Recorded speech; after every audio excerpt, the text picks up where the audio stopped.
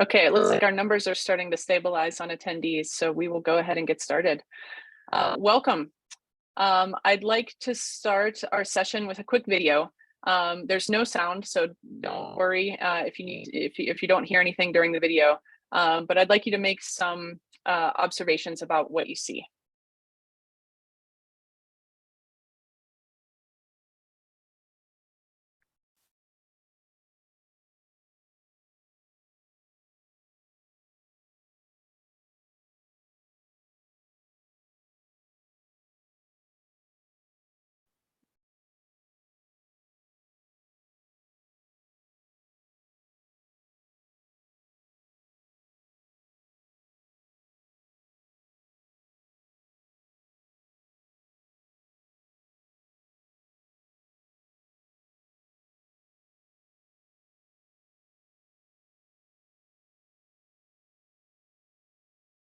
So what you are seeing is a cycling reaction that dramatically demonstrates chemical change.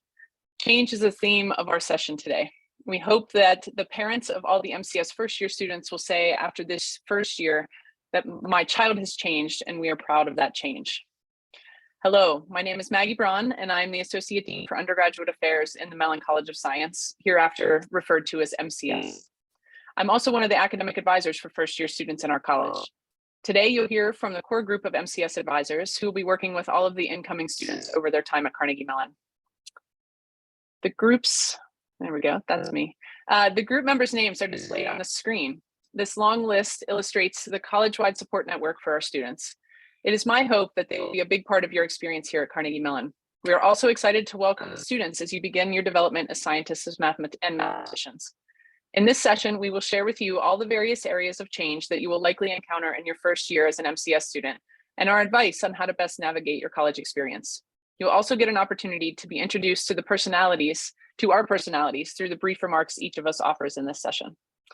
While we will present some advice to you, please feel free to use the Q&A feature to ask questions as they arise, and we will address them at the end of the presentation.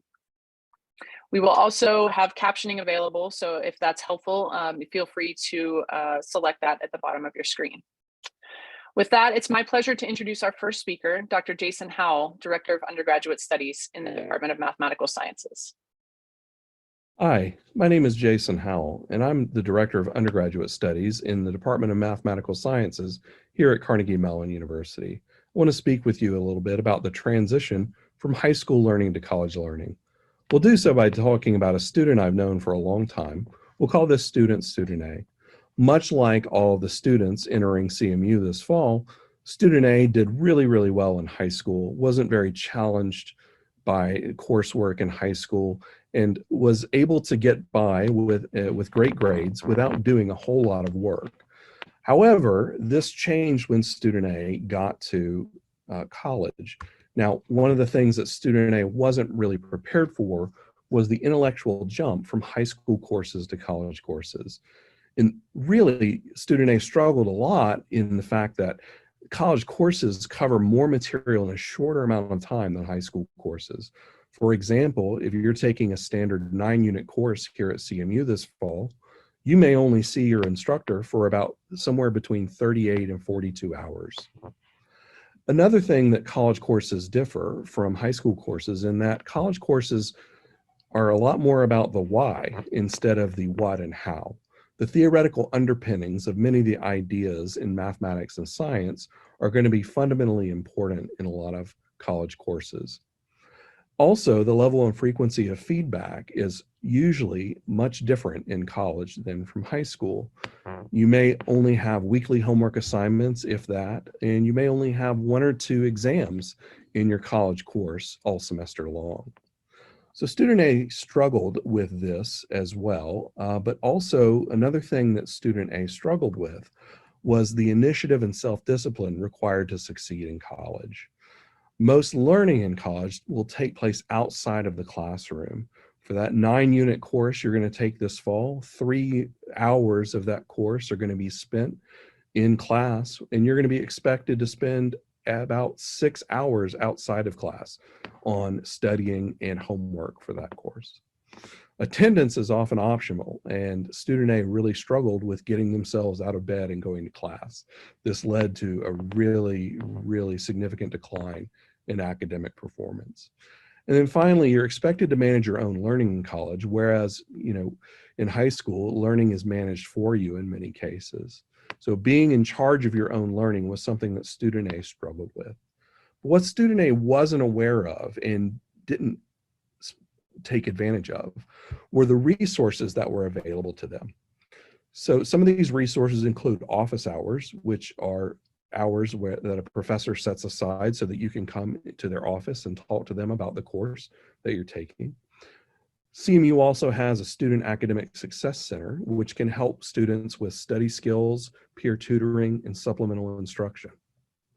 Also, the MCS and major advisors can be great resources for students who are struggling in their academic path.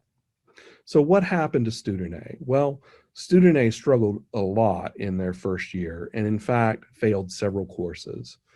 Student A ended up dropping out of college after the first year. However, student A eventually got their act together and went back to college and graduated with honors and eventually went on to do some other things. I've even got a picture of student A from back when they were a freshman in college. So as you can see, student A was actually me. Good morning, parents and students. My name is Ken Huvis, and I'm the Assistant Dean for Educational Initiatives in the Mellon College of Science. And so I want to warmly welcome you to the MCS family. We're so excited to have you here and to witness the growth that's going to take place in each of your lives over the next 4 years. And so what I want to do briefly is give a quick demonstration to highlight the importance of the critical juncture that you're all at right now. So I want you to imagine with me for a moment that this rope represents the linear representation of your life. And let's just suppose, based on the national average, that you live around 80 years. And so what I have highlighted here on these two pieces of tape is the national average age at which individuals begin working, which is around 18 to 20 years of age, and the average age in which individuals stop working or retire, which is around age 65. Now, what I want to highlight for you this morning is for you to notice the amount of time in your life that is spent working. As you can see, right, it's most of your life. Now, I'm not highlighting this to scare you. In fact, my desire is quite the opposite. I'm showing you this rather to motivate you to take time in the next 4 years to pursue a future, pursue a career in something that you love. Friends, let me just say that if this is a long time in your life to do something that you don't enjoy, right? Where you're just holding your breath, waiting to get to the weekend so that you can have fun and do something that you actually enjoy. And so I want to encourage you to do something that you want to wake up every day and do.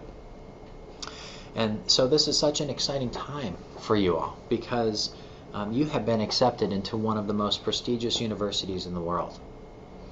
You have so much potential. And even more than that, you have and we have, as a university and as a college, provided you with the tools for you to grow across multiple dimensions over the next 4 years in order to help you pursue that intersection of what you love, what you're good at, what the world needs, and what you can make a living doing. And so I want you to take some time to think about how will you grow over the next 4 years. It's our hope that you will grow in multiple dimensions, and we have intentionally designed a curriculum to help you grow in those 4 dimensions. The first is as a scholar. We certainly want you to grow in your discipline. You applied to CMU because you felt that CMU could provide you with a deep training in your discipline, whether it's physics, math, chemistry, or biology. And you will certainly get that. And even more than that, we want you to have some breadth across those disciplines outside of your primary major as well. And so we want you certainly to grow as scholars in your fields. But we don't only want you to grow in those ways, right? We also want you to grow as individuals, as persons. This is one of the most formative times of your life. And so we want you to grow as an individual with a sense of well-being and balance in your life during your time at CMU. We want you to grow as professionals, being able to communicate effectively, to learn the leadership and teamwork skills that are so important for the creation and dissemination of scientific knowledge in the world today.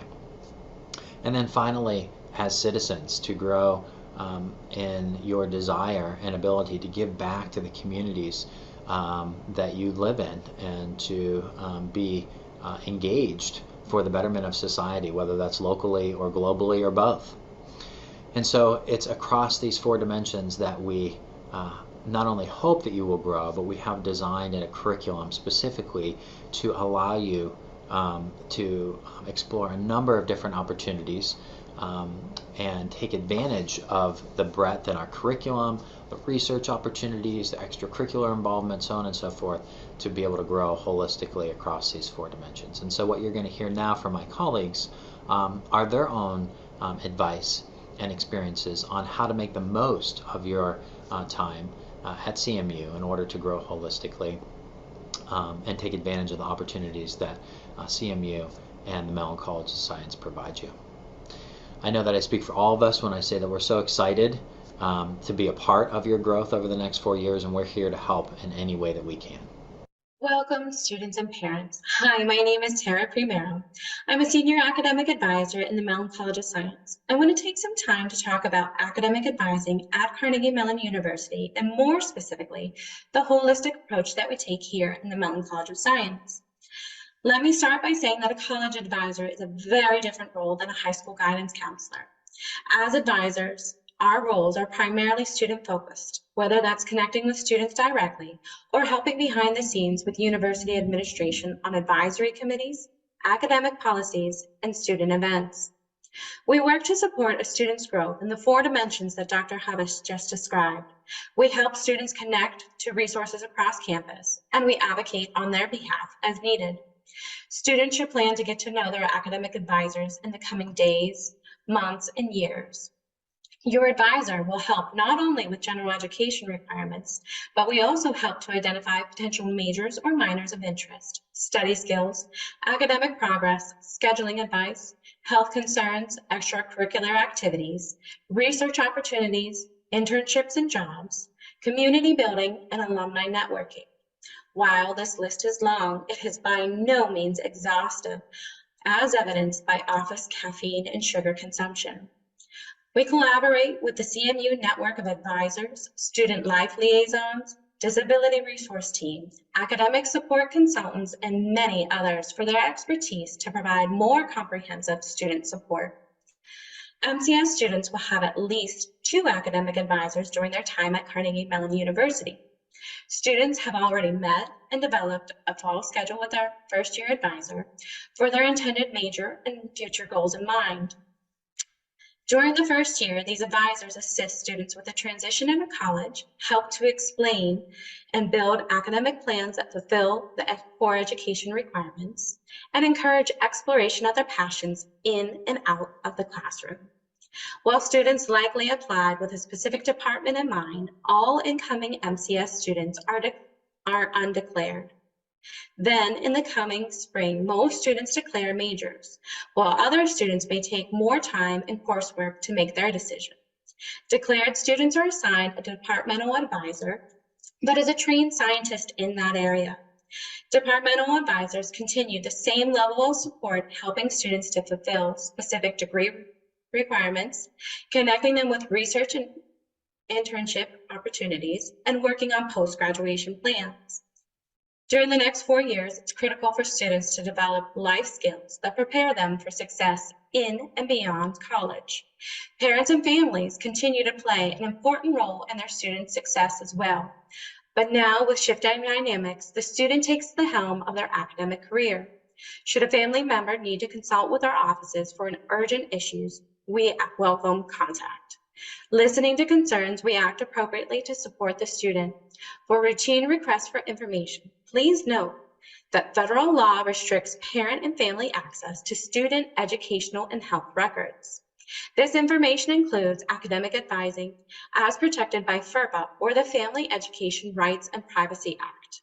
We understand this is a significant change for many, so while we cannot discuss specifics without advance written permission from the student, we can provide guidance and explanation of university policies, and we strongly encourage direct communication within the family.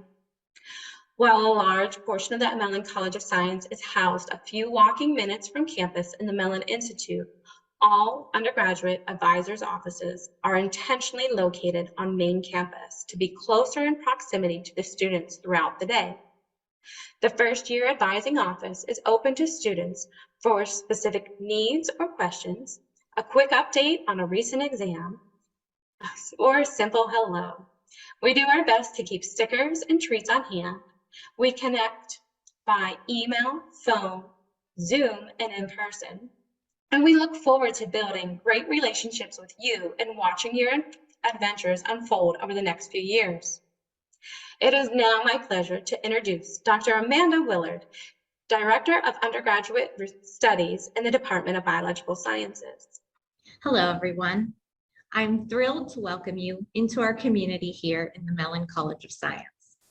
As an alumna of the Biological Sciences PhD program, I am intimately familiar with the innovative, collaborative, and supportive energy that runs through the students, faculty, and staff on this campus. As you begin your journey here at CMU, I think you'll find that there are many incredible course offerings, organizations, events, and opportunities to take advantage of. It will be up to you to decide how to shape your experience here and get out of your education what you will need to take you down the path to success, whatever that may look like for you. For some of you, this may be the first time that you'll be completely independent in planning your life and managing your time. You'll be responsible for making all the decisions for how to live your life from day to day, including when and what to eat, when to turn in for the night, and when to set aside time to study and go to class. With this in mind, I want to offer you some advice on prioritizing your daily tasks based on our observations and conversations with MCS students.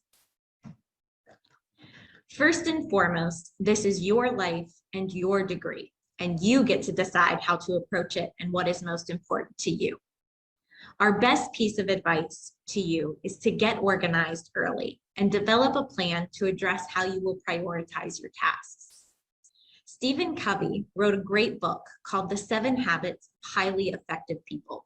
And in it, he describes one example of an organizational method in which you divide your tasks into quadrants along 2 axes in an effort to prioritize them. Quadrant 1 items are both important and urgent. Quadrant 2 items are important but not urgent. Quadrant 3 items are urgent but not important. And quadrant 4 items are neither important nor urgent. You can decide what personal tasks fit into each category, but here are a few examples of common tasks that you may need to address during your college career. These include important and urgent tasks critical to your health and success, like eating, sleeping, and going to class. Important but not urgent tasks include building relationships with friends and mentors and planning for your future. While these tasks don't necessarily have a pressing deadline, and you may not need to work on them every day, attending to these items should still be a high priority for you and will help you accomplish a lot more of what you want to achieve. Then there are many tasks that may seem urgent, but are not important. These tasks can include things like meetings for student organizations that overlap with class time, or text messages that you receive just before you go into recitation. The urgency of these items can distract you in the moment, but finding ways to delegate, say no, or schedule a set time to deal with the tasks can free you up to focus on more important tasks. Finally, not urgent and not important tasks are often considered time wasters. These are things like playing video games, scrolling through TikTok, or posting photos on Instagram. While we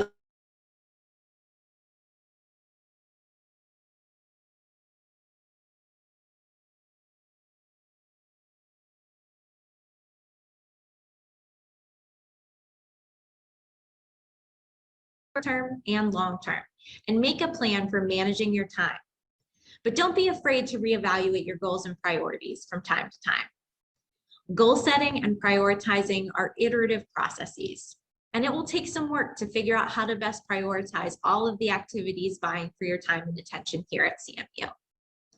Be willing to give this process the time it deserves, and definitely come talk to any of the advisors you've seen here today to get advice when you need it. We're here to support you, and we'll do everything in our power to help you succeed. It is now my pleasure to introduce Professor Karen Stump, Director of Undergraduate Studies in Chemistry. Thanks, Amanda. It's natural on this day, as you look towards the start of your college career, having not too many weeks ago selected a schedule, and perhaps already considering some small modifications, that you're thinking about academics as the focus of your college experience. Certainly, as advisors and teachers, we're happy about that.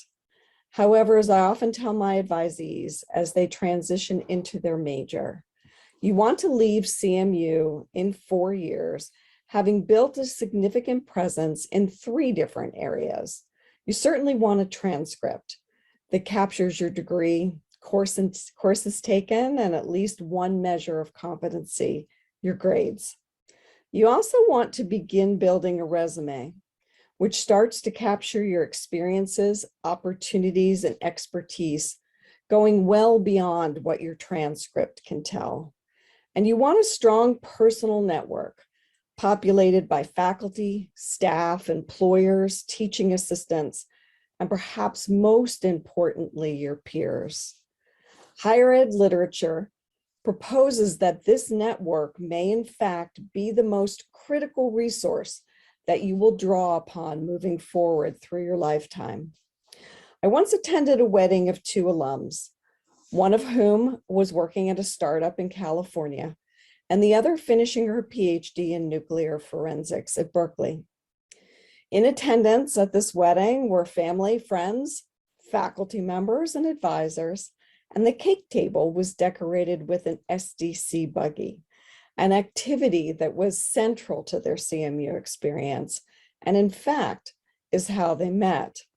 This all means what you consider most meaningful about your CMU experience, and perhaps as high as 98% of what you feel are the most valuable lessons learned will derive from experiences outside of the classroom. Because of this, you will benefit from a broad experience that will prepare you to thrive in a world where it's predicted that as high as 60% of the jobs you will hold upon graduation don't even exist at this point. There are certain times in our lives where we have the opportunity to transform ourselves in significant ways over a relatively short period of time. The next 4 years is one of those opportunities. As first-year students, you come to the institution in large part devoid of a history, at least in the eyes of its faculty and your potential friends. If we, as parents, advisors, and faculty members, reflect back on our college experience, we can assure you that the significant influences certainly are not just the academic ones. So don't devalue in any way your exploration of extracurricular activities and experiences.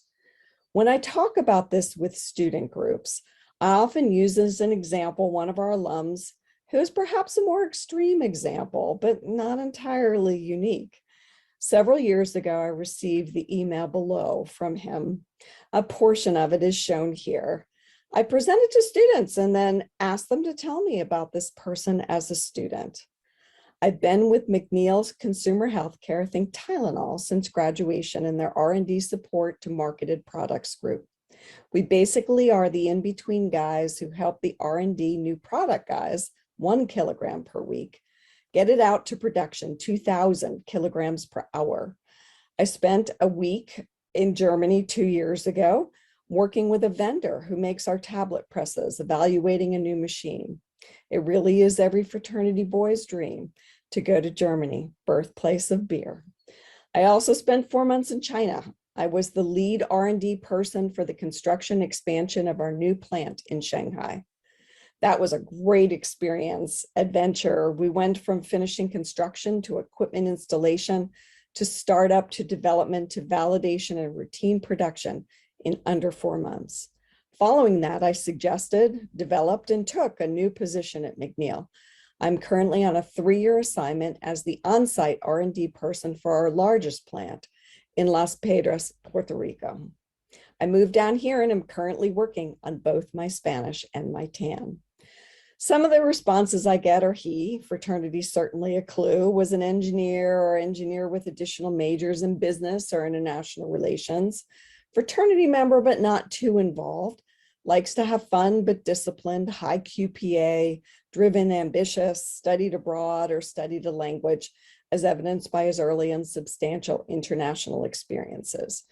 In point of fact, this individual was a lot for his time here, perhaps much more about outside than inside the classroom. He received a BS in chemistry with a final QPA of a 2.25.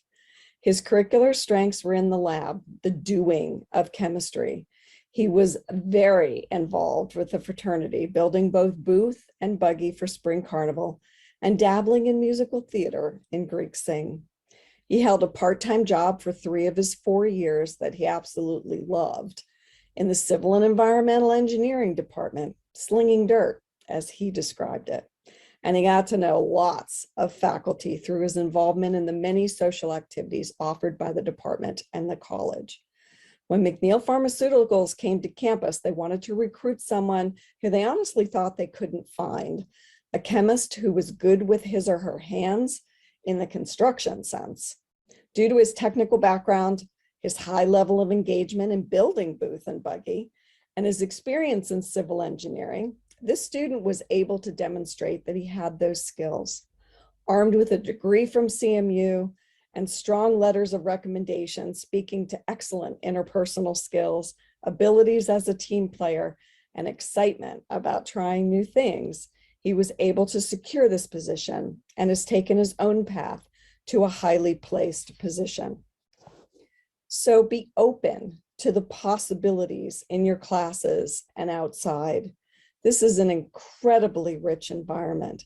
Take every advantage of it to become the person you want to be, or perhaps the person you never envisioned being.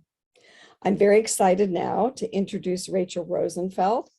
Hi, everyone. I'm Rachel Rosenfeld, the Career Consultant for Mellon College of Science. I am part of the Career and Professional Development Center, which we refer to as the CPDC. In July, we sent you an invitation to participate in Career Launch. The idea in creating this online learning program was to provide you with some basic career information and to encourage you to take advantage of career-related programming and services in your first year at CMU. The 7 modules of Career Launch cover the topics on the slide. We're thrilled if you have started to work on them, but if not, there's still time. There will be an incentive for first-year students who complete the modules to get a professional photo in our office. You'll receive an email with more information about that in the fall. Career development is a process that you will engage in over the next 4 years and beyond. We have many services and programs to support you in that process. For now, think about starting to build important skills such as teamwork, communication, and problem solving that are valued in any type of workplace.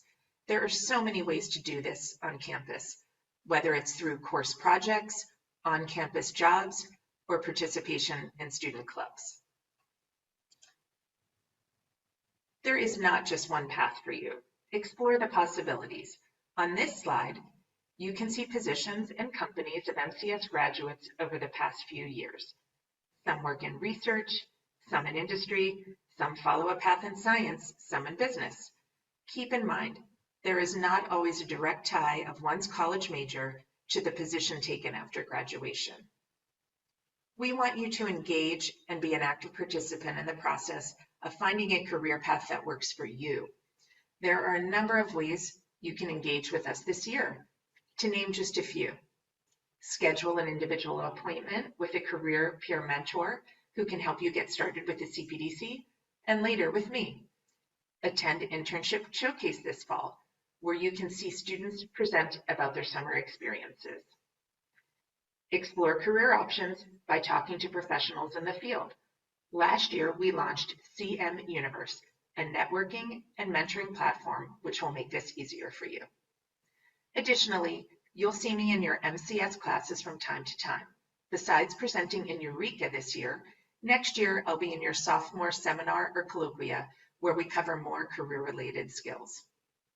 I look forward to working with each of you over the next 4 years to guide you through the process of exploring career options, searching for internships and jobs, or applying to graduate school. But first, we want you to focus on settling into your classes, and as the semester moves along, you can really start to engage with the CPDC. Now I'd like to introduce Jason D'Antonio. Again, my name is Jason D'Antonio, and I'm the director of the Health Professions program here at CMU. I'm also an assistant teaching professor in the Department of Biological Sciences. From the moment you step foot on campus, you'll begin your academic journey towards graduation. In parallel, you'll also begin a journey or walking a path in terms of your professional and personal development. Thinking back to what Assistant Dean Hubbis mentioned about the 4 dimensions of the MCS core curriculum and how we'd like you to develop as students and individuals. Charting that course, both your academics as well as your extracurriculars, personal and professional development, requires you to make some decisions. And how do you go about making those decisions? Well, we want to think about things such as acting with integrity, thinking about being responsible, becoming an individual who is reliable and dependable. Many of these sort of so-called competencies are things that employers and graduate schools are going to look for when you begin to apply after college. And one of the things that I talk to a lot of the pre-health students about is when you go to volunteer at the hospitals or shadow physicians or work in research labs around the country, you are in some sense acting as an ambassador for CMU. And I'd like you to think about the importance of being professional, being respectful, and showcasing an ethical concern for both yourself and others while you're out there in the community. While you're a student at CMU, I'd also like to encourage you to think about challenging and testing your instincts. I know as a college student, I sometimes gravitated towards those safe spaces, finding those things that I was already good at. But at CMU, I want you to think about pushing yourself outside your boundaries, experience new experiences, meet new people, discover new ideas. And in doing that, reflect on how that has changed your perspective around the world or about the world. Thinking about the pre-health students, whether you're going to go on to medicine or into dentistry or even a career in biomedical research, all of these types of experiences and pieces of advice are really important because these graduate programs are looking for individuals who have integrity, who care about others, who have a commitment to service, but also have a passion for science and discovery.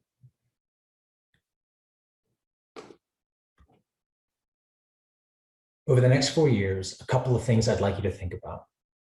Consider what really you're interested in doing, not just your academic plans, your major, but think about the different types of courses that are offered around campus. Think about courses in history, engineering, art, science, mathematics, and ask yourself, what am I truly interested in? And pursue that.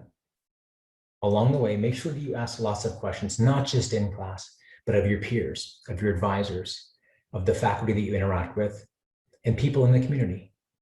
One of the most important things I can also emphasize is finding a mentor, or perhaps more than one mentor.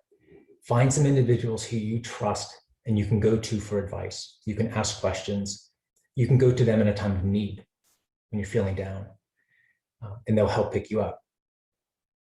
In parallel, make sure you network inside of your home college and outside. Connect with people in the community. Volunteer, get involved. And that leads me to the next, participate.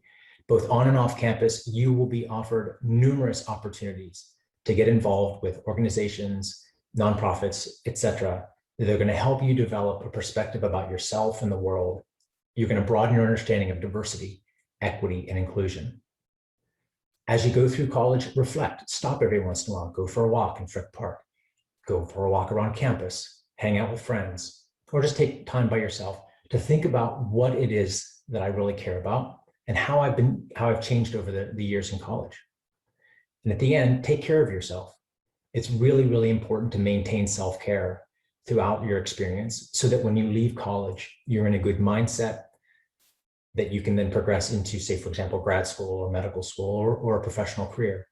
Along the way, I've noted on this slide, there are numerous student organizations, for example, for pre-health students like medical brigades, public health brigades, as well as our new Student Diversity Inclusion Committee, which is housed within the Doctors of Carnegie Society. Along with AED, the emblem in the right corner, there is a rich pre-health community here to help support any and all students interested in a career in healthcare. At this time, it is my pleasure to introduce my colleague, Dr. Jillian Ryan, the Director of Undergraduate Affairs and Associate Teaching Professor in Physics. Thank you, Jason. My name is Jillian Ryan, and I am the Director of Undergraduate Affairs and an Associate Teaching Professor in the Department of Physics.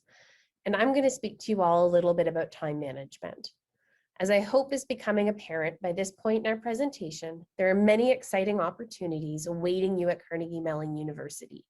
And it will be important not only for you to identify your personal goals and priorities, but also to develop a plan of action. It is important to note as you develop that plan that not all of your needs and priorities will be academic or professional in nature. You will also need to make time for the self-care tasks that will be required to maintain both your physical and emotional well-being. Activities such as sleeping, eating, exercising, meditating, and doing the laundry can get lost in the shuffle of a busy week if we don't plan ahead.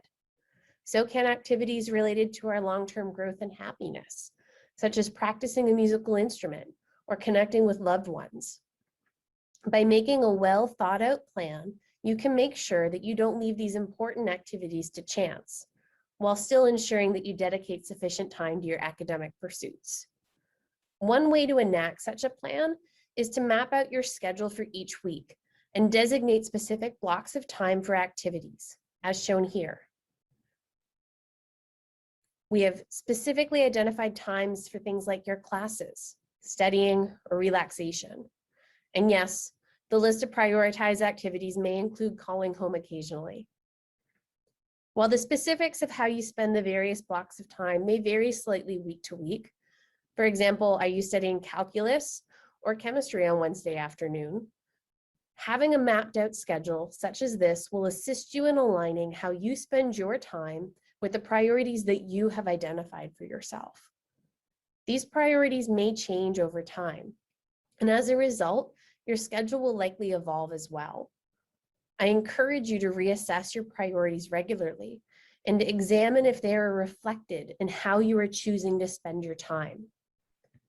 There are many people who are available to assist you in this process to provide guidance and support. These include your advisors, your professors, your teaching assistants, your classmates, your friends, and your family, and more. We are available to help, and we look forward to seeing you succeed this fall. I am now pleased to introduce John Hannon, Associate Vice President and Mellon College of Science College Liaison. Hi.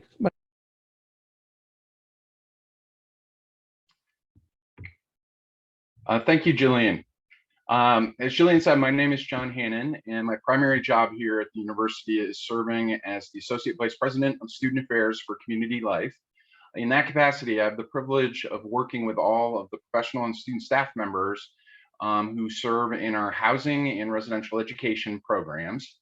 As well, I work with the team that leads our first year orientation program that will kick off in a little over a week. All of my work in these roles is very fun and very rewarding, but my favorite part of my job is serving as the Student Affairs Liaison to the Mellon College of Science. Dean Braun and the other advisors asked me to be the closer and leave you with the message that ties up all the important things that everyone said before me with a nice bow. That's a tall order. You've gotten advice of breadth and depth on how to make the most of your Carnegie Mellon experience and beyond, and it's a tough set of acts to follow. So the message that I chose, have fun, may seem an odd choice, but hear me out. Soon in the broader orientation experience, you're going to be hearing a lot of messages about the importance of having fun here at CMU. Parents, do not panic. We're talking appropriate, G-rated, Toy Story kind of fun.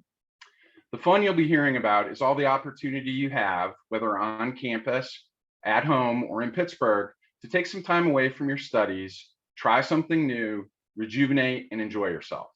It's an incredibly important part of the secret sauce to making the most of your CMU experience. And soon, your orientation counselors will provide you with personal examples of how having fun has helped them excel as a person, scholar, citizen, and professional. But when I say have fun here in the context of our remarks today, I'm talking about a different kind of fun.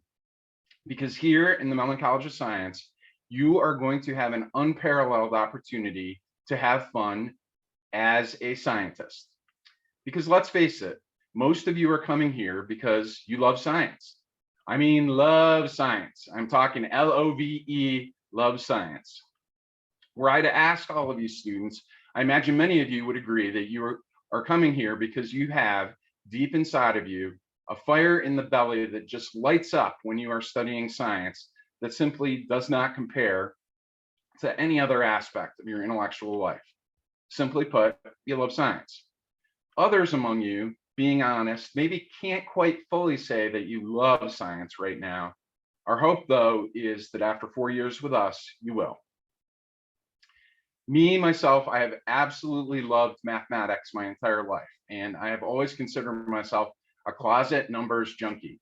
When I was a kid, I used to visit my grandmother's house, and she had a chalkboard down in their basement. And I used to go down there for hours at a time and do algebra problems, geometry proofs, logic puzzles. Sometimes I would even pretend I was teaching a class of students while I was doing it. Today, even though I am in a rather different type of profession, working in student affairs, I am still a closet numbers junkie. Not too long ago, I purchased this book. It's titled Infinite Powers, How Calculus Reveals the Secrets of the Universe, and it's by Stephen Strogatz. Now, here's the thing.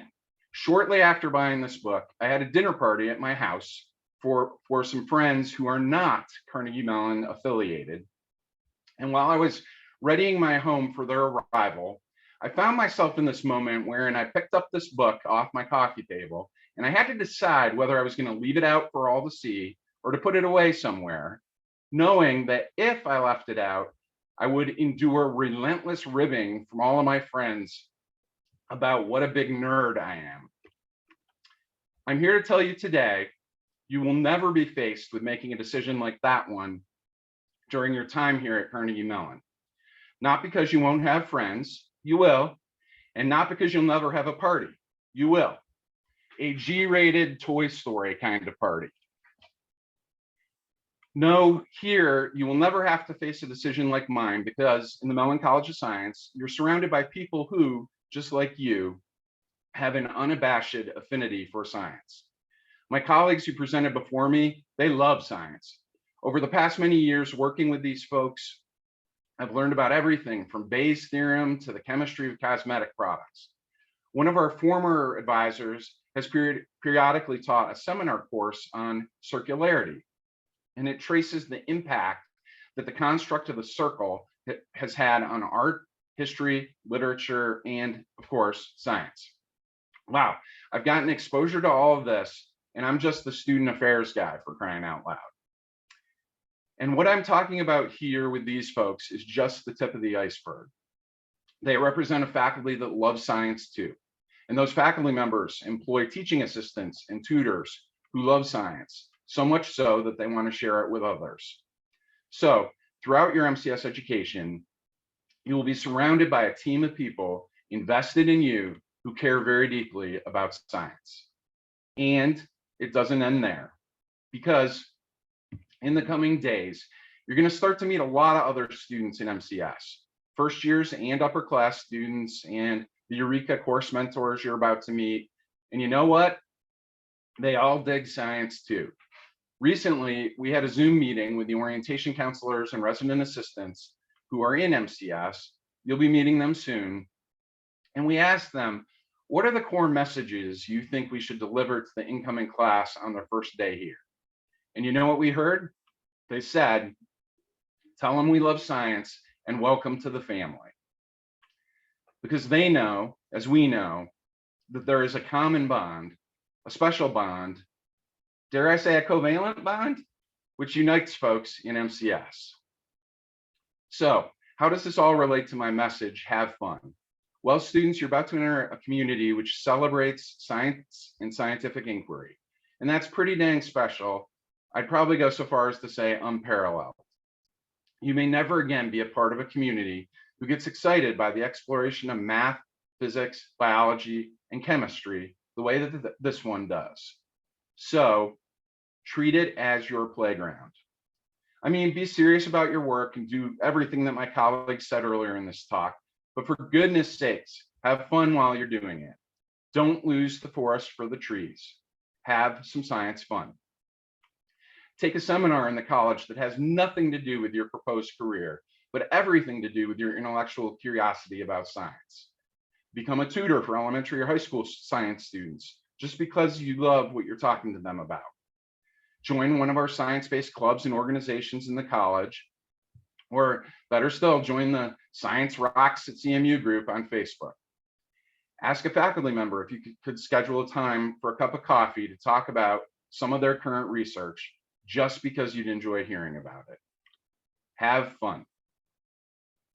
In closing, I turned to someone who knew a thing or two about having some science fun, Albert Einstein. Here's a picture of him, which is the only known photograph in existence of him actively deriving his famous E=mc² formula. And it was taken in a lecture hall right here on the Carnegie Mellon campus. As an aside, you may not be able to read the caption, but apparently the lighted blackboard he was using was a really big deal back in the day. Anyway, in a January 15, 1950 article in The Observer, Einstein said, quote, if the variable A represents success in life, then A, success, equals X plus Y plus Z, where X is work, Y is play, and Z is keeping your mouth shut, unquote. Now, I don't know anything about Z, and my colleagues who just spoke certainly don't know anything about Z, but I think Einstein hit the nail on the head with the other two variables. If you want to be truly successful, work hard during your time at Carnegie Mellon, but make sure you play hard too. Just remember what kind of play truly brought you to the doorstep of the Mellon College of Science. And that, coupled with all that was said before me, should poise you to transition successfully to life in our college. Follow our advice, and we believe you will truly be ready to expand your horizons.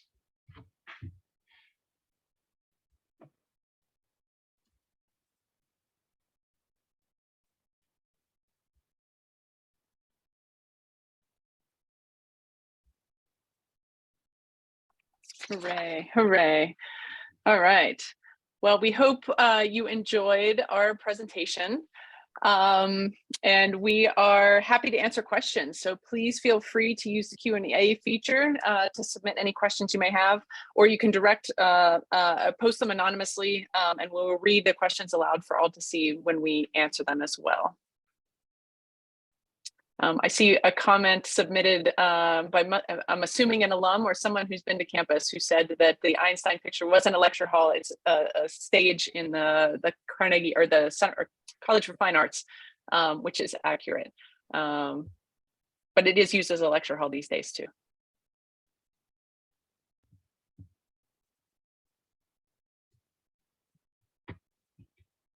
Give it a minute. We don't have any questions at the moment, so feel free to submit any if you have them.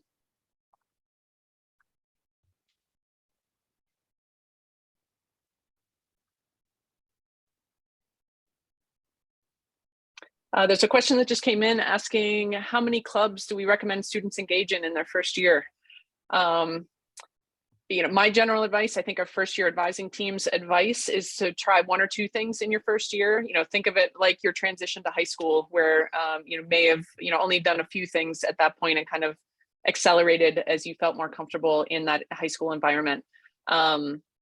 So try one or two things at CMU, maybe one thing that you're comfortable with and is familiar to you, as Dr. D'Antonio said, and maybe one new thing that you've never done before. Certainly buggy is a very CMU unique experience and our carnival experience as well. So those may be some of the new things you try out. But I think John could probably give us a better number, but there are like 300 student organizations on campus, right? So lots and lots of things to choose from if you wanted to explore something new. Yeah, and that's right, Maggie. And I would highly recommend an easy way to get access to a whole bunch of groups and to learn about them is during the second week of classes, we have a giant student organization fair that occurs out on the campus lawn out near the fence. And so those 300 some groups will each have a table and they're set up out there for a couple of hours, and you can just kind of walk through and see what's available and talk to some of the members and leadership of the groups to see what you might like to join. Definitely. We did have a question about whether I decided to leave the book out during the party, and absolutely I did, even though I was made fun of, but I'm used to that at this point. It's good. It's good.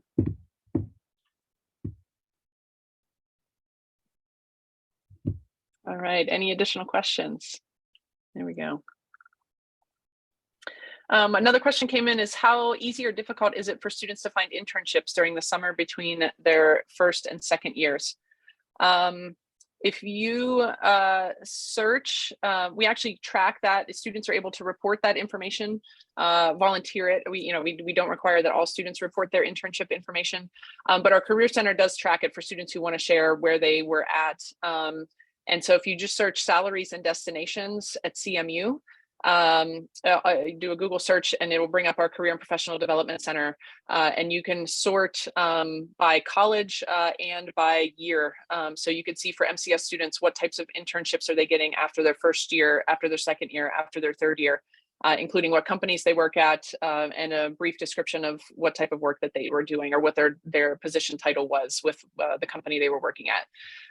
So I would say, again, it's difficult for most first years to get an internship, outside of the CMU bubble, because companies are preferring, students who have either more experience or are likely to come back in the next year as a full-time employee. So, those rising juniors and seniors have a little bit of an upper hand compared to first-year students.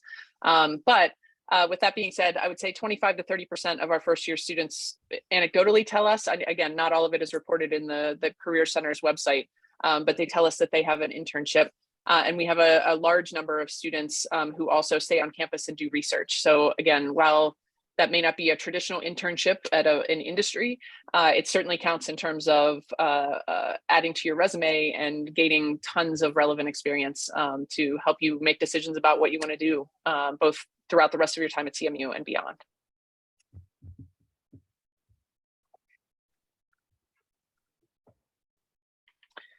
We also had a question about how easy is it to pick up a minor in a different college or a double major, and is it easy to change majors? So it's relatively easy to pick up a minor. Most minors at Carnegie Mellon are about 6 classes total. And usually two out of those 6 can double count and have overlapping requirements with your primary major. So for example, a lot of our students are interested in math and computer science, and pursue a math major with a minor in computer science. And so 2 of those classes required for the computer science minor can also count towards your math degree requirements. That's one example. So it's relatively easy. So that's, less, if you have 8 total semesters that you're enrolled at CMU, you take 1 class towards your minor in 6 of those semesters. So, you don't have to start a minor right away. You can definitely start a minor in your sophomore or even junior year sometimes and complete that minor before you graduate in 4 total years. Double major as well. We have a number of students, I would say probably 25% or 20 to 25%. So like 1 in 4 or 1 in 5 students are doing at a minor or additional major easily. And so again, it just depends on what you want to do. And again, if you have any high school credits that you're bringing with you, either through AP or IB, or Cambridge credits, or you took college level courses at CMU or elsewhere, those can make additional majors easier. And again, it depends on the subject areas you're trying to combine as well. So again, we're happy to consult if there's things you're interested in. But I always caution students to think about that the fact that there are lots of ways to learn information, and college isn't the only time that your academic learning will happen in your life, right? So it's not always necessary to get a minor or additional major to get the career that you want, or to satisfy the goals that you have for yourself after graduation. It does commit you to a specific set of requirements that a department puts on a student, right? But there are lots of other ways to learn, including doing research projects in an area outside of your primary major, or getting an internship there, or just taking classes for fun and not necessarily taking the classes that are prescribed through a minor or major program. So again, think about why you're interested in that area. And we're happy to have conversations about whether or not you need that minor or additional major to really get where you want to go after graduation as well. So keep that in mind as well. And then in terms of changing majors, we definitely have students who are able to do that fairly easily. And certainly your first year is meant to be explorative. So, your all incoming students are undeclared, as Tara said in her part of the presentation. So even once you're within a major, it's very easy to change concentrations. I know our math department has the most number of concentrations. And so once you're in the math department, it's very easy. Same thing with biology. If you wanted to change from neuroscience to a biology major, or biology and psychology major, those are very easy changes to make. And a lot of our majors have enough overlap that it's very easy to change between biology and chemistry, for example, in the first 2 years. And math and physics is there's a lot of overlap as well. So it's very easy to switch between those in the first 2 years. So even beyond your first year within MCS, it's fairly straightforward to change majors. And then again, we're happy to help if your goals have changed or your academic interests have changed, either since you've applied or in your first year. We're happy to help you apply to look into other majors outside of MCS as well. And Maggie, we're just about at time here. I think we can answer the one last question in the chat. Do you need to declare a major in MCS by the end of the first year, or can you wait until sophomore year? Yeah, so we open it up. So for the students who know they definitely want to do a specific major, they want to be a physics major, we can declare that in the spring semester for you, and you can start working with the physics advisors and planning out the rest of your time at CMU. But if you're not sure what you want to do, again, there is a lot of flexibility for students to continue exploring into their sophomore year. Again, we hope that students have started to narrow their options, and it's not a broad, I really don't know what I want to do, but hopefully you've started to whittle it down to a few options, things you don't like, or some of the things you're more interested in than you were potentially at this point. So yeah, you don't necessarily need to declare it at the end of your first year. We definitely have, I would say, 5% of our students who go into their sophomore year and are still undeclared and trying to narrow things down. So that's not a problem, and those students still graduate on time too. All right, well, we are at time. We want to thank all of our attendees, and again, this recording will be shared on the orientation website. I want to welcome our students and families once again to MCS and wish you safe travels to Pittsburgh next week. I'm working on a playlist on Spotify that hopefully you'll enjoy while you travel as well, to get you pumped up about your time at CMU. And we look forward to connecting with students in person during orientation. To the families, we recently mailed out a keepsake magnet for you to have our advisors' contact information at the ready. Should you need to reach out to us anytime, feel free to do so. And we hope you all stay up to date with all things happening at MCS by following us on social media at #CMU Science. Thank you for attending, and we hope you enjoy the rest of your day. Take care.